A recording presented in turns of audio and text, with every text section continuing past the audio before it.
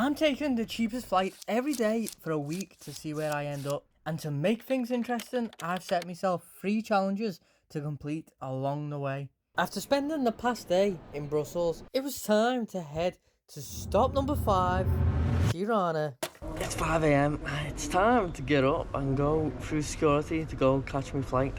That wasn't too bad of a sleep, to be honest with you.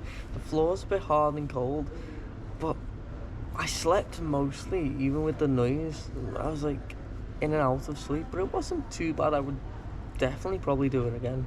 We are through security and into duty free. This is probably the earliest I've ever been through security. We probably could have had an extra half an hour sleep, to be honest. Bonjour. Bonjour. Thank you. Merci.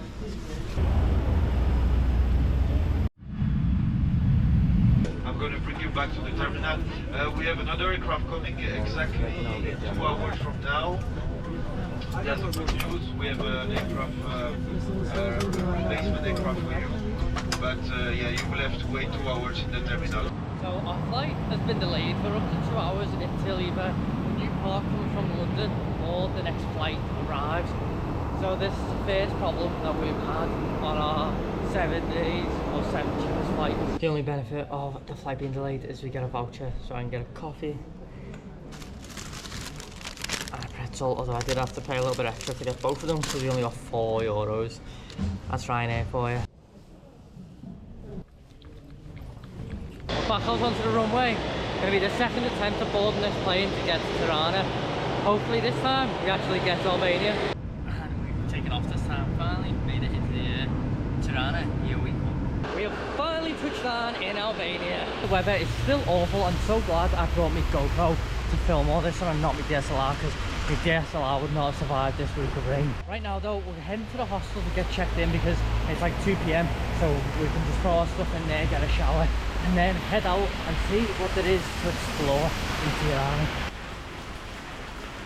3 PM on a Sunday. The delayed flight has absolutely cost me 3 hours, so a lot of things are closing or already closed. We're going to see what we can do and where we can find food. I don't think we're going to be able to find a traditional Albanian food. I'm not sure how much we're going to get done. I'm fully taking the L on this one because of the flight delay, but I'm going to try and get as much done as possible. The first point of interest we've come to is Skanderbeg Square, which is named after the national hero of Albania, and I'm sure I've absolutely butchered his name, but he basically prevented the Ottoman expansion into Albania in like the 14th, 15th century, around that time, and was one of the lead figures in making the Albanian national identity a thing, and eventually leading to the formation of Albania as a country. This right here, with this mural, is the National Museum of Albania, but of course it is closed because it's a Sunday and it's also 4 PM, so we can't go in there. On the other side of that big tent though, there is a statue of Skanderbeg, so we're gonna go and look at it. Technically I could claim that as a point of interest too. It is the clock tower of the square, which is apparently a big touristy like landmark, but I'm not going to because it's in the square. You can kind of see it, it's part of it. And here's the statue of Skanderbeg, which I believe used to be a statue of Stalin right here, until they ripped it down and placed this statue of Skanderbeg on a horse here. The second point of interest is right behind me. It's a nuclear war bunker that is now a museum, dating back to the communist era of Albania, back when they used to have an alliance with the Soviet Union. Although never part of the Soviet Union, they were part of the Warsaw Pact, and also had a massive relationship with the Soviet Union, where that was probably helped to be built and funded by the Soviet Union. To be fair, this entire trip we've not been to a war museum. What museum would be better than a nuclear war bunker? BunkArt is made up of 2 museums, the first being a military museum and the second, the one we are in now, showing the role of the secret police, the Sigurimi, in maintaining the Stalinist state of Albania. It turns out the Warsaw Pact played no part in the construction of the bunkers, as Albania withdrew in 1968, and all these nuclear bunkers were constructed between 1981 and 1986. The bunkers were made to protect the elite police force and ministers, with Albania having over 170,000 bunkers, or around 5.7 bunkers per square kilometre. The Sigurimi were responsible for monitoring Albanian citizens and finding potential traitors to the state, which led to over 6,000 people being killed over 5 decades. Oh wow, it got dark quite quickly. I wasn't in there that long. Maybe like 30 minutes or something, not even that long. But it's dark already. Anyway, this is the bunker's exit. This one looks a little bit more like stylish, but the other one looks like an actual bunker. One thing that I didn't expect when coming to Albania was that it'd be warmer than the other countries that I've been to in Western Europe and even Romania, but still it's been the warmest of the 5 countries so far. This big concrete pyramid behind me that's lit up is the pyramid of Tirana and point of interest number 3. Now, this pyramid originally was opened as a museum to honour the old communist leader Enver Hoxha, which I probably butchered his name, but it was opened by his daughter and eventually it was vandalised, and now it's been redone up as a conference centre which you can climb the stairs and go to the very top of. So what do you think we're going to do right now? We're going to go to the very top. I'll see you there.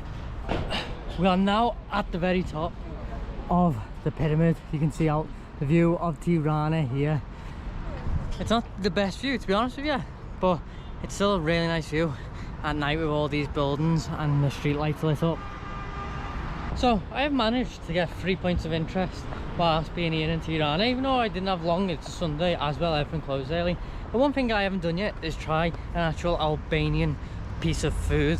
There are vegan food that you can have in Albania that is Albanian tradition, but I just haven't found any yet. So I've just spent like the last half an hour wandering in the streets trying to find a shop with traditional Albanian food, and I finally found one. This is Byrek. I think I'm pronouncing it right because it's spelled with a Y and a U depending where you go, but I think it's Byrek, and it's basically a pasty of sorts and you get it with different fillings. So this has spinach in, but you can get it with tomato, onion, meat, cheese. This is just spinach though. Kind of wish I got the tomato one. I didn't realise they had tomato until after I got this when I ate something else, but let's give it a try.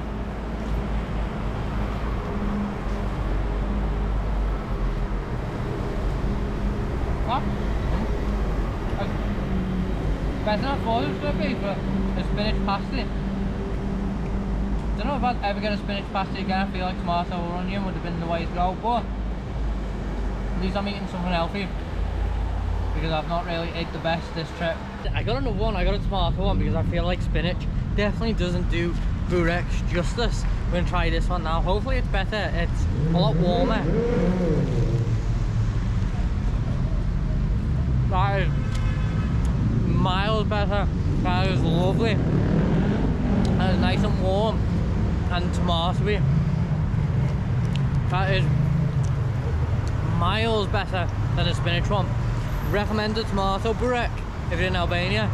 Avoid the spinach one unless you're really mad about spinach. You know what, given the fact that I was short on time, it's actually been a really nice day here in Albania.